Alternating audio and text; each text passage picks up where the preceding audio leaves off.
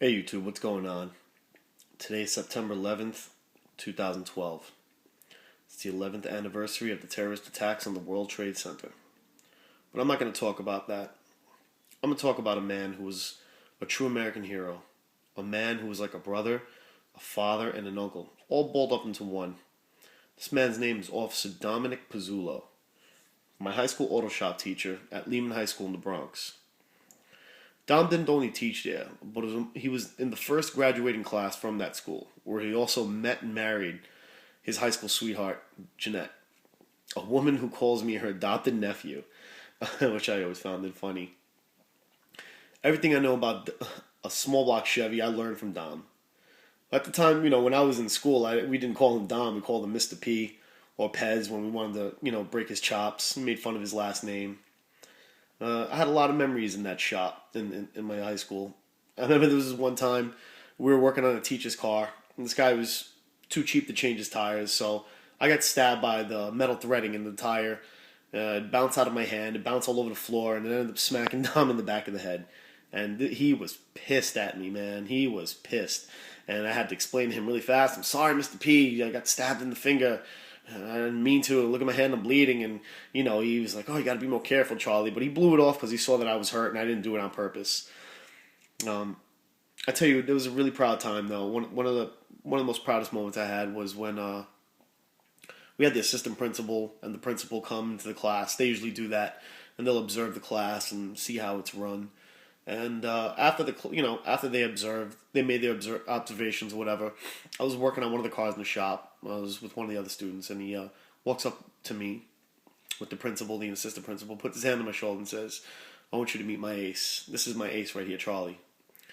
And that was a really good feeling, I mean, I had never bragged that I was the best or anything, but he felt as though I was the best in that shop, and he took a real liking to me, kind of took me under his wing.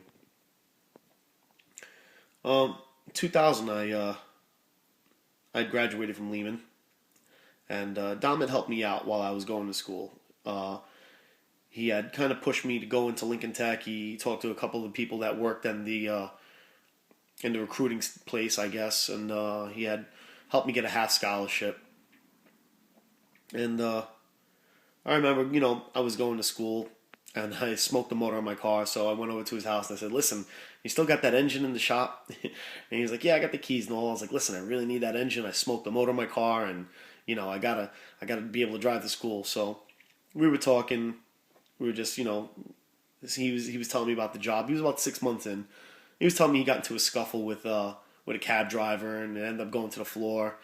And he was like, Charlie, you got to show me some of that jujitsu stuff, man. He was like, I need to take these guys down quick. And it was pretty funny. But that day, he had given me a PBA card. And this is the last thing that he ever gave me. I never got a chance to show Dominick any self-defense moves. I never got a chance to show him my diploma from Lincoln Tech. And he never got to see his children grow up into the adults that I know today.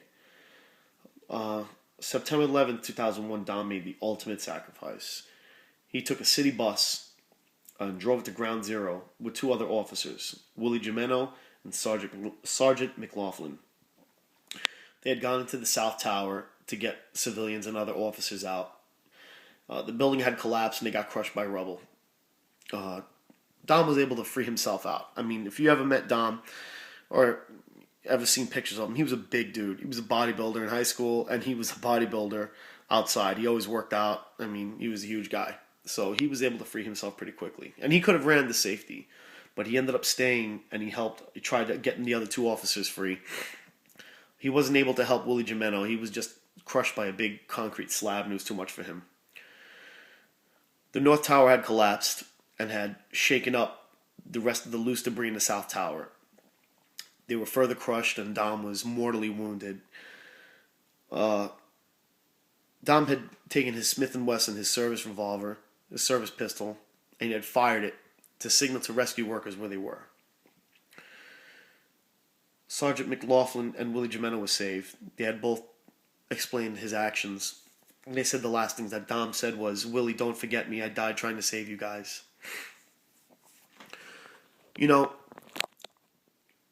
This was 11 years ago that this happened. I was a young guy. But every year that it comes around, it's still as strong as the day it happened. I mean, I remember it just as clear and just as blatantly. Now, some of you that may be watching this, that may catch it, you might have been kids, might have not understood it too much.